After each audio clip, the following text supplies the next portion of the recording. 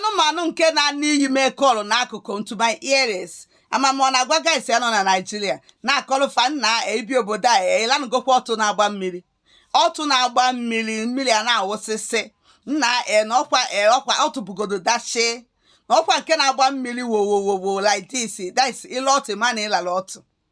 anụmanụ na-akọgheri n'akụkụ m na-anụ ya mee ka ya si na mmadụ anụ ya just imagine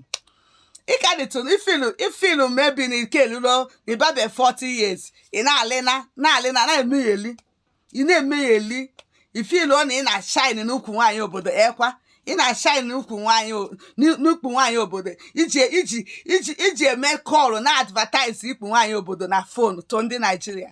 Don't worry, obere oge n'ife nye ibu 10 years na by that time ibugolu mmiri ị na-eme advertise ikpu na-agba mmiri to ndị nọ na Naija.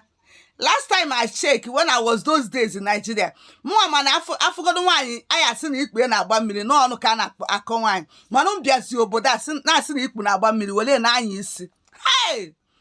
this guy man isi adọrọ ịma that call ị na-eme na ọ bụ na nwanne nwaanyị nụ that call nwanne nwaanyị nụ call ị na-eme na ị na obodo a na-advertise ikpu na-agba mmiri na South Africa na-advertise onye nọ na Nigeria nwanne nwaanyị ya dị happy. So because ị na-eme advertise ụmụ nwaanyị obodo meaning that na nke ụmụ nwanne ndị nwaanyị dị condemn na even nke mmadụ dị condemn ka ụmụ nwanne ndị nwaanyị dị condemn ebe na ị na-condemn nke ndị Nigeria na advertise nke ndị South ikpu mmadụ dị condemn nke ụmụ nwanne nwaanyị ma nke tọị ma ndị nke ịtọrọ facha ị na-edufuchakwu condemn ebe ọ bụ na ị nọ ebe a isi adọrọ imi na-eme call na advertise nke ị na-ala n'obodo a na ọ na-agba mmiri na ọnwa bụ machine ifere unu megbukwa m ị na-efi na ị ka na shine ị ka bụ young guy ị ka bara 40 na ụmụ nwaanyị ka obodo ka chọọ ịchọsie ya ike na fa na-enugharị n'akụ na-enjoy ya that is 10 years coming I draw how far ebe ị nọ 10 years coming na-akpọ how far ajụọ how far na side isi adọrọ ime onye na-aka aka nwekwa akwụkwọ nwekwa ihe onwe na akwụkwọ na-asakagharị ị na-advertise ife na-agba mmiri na-agwa onye nọ na Nigeria ị na-akọkwa ya na-eme dị kọl akọ nwaanyị mụnwa nọ na-agụ ka nna na ife ị na-ekwu ife na isi adọrọ ịma unu ya ekwukwa alụ n'ọnụ ikpu na-agba mmiri ka ị na-eme advertise na-agwa onye nọ na Naija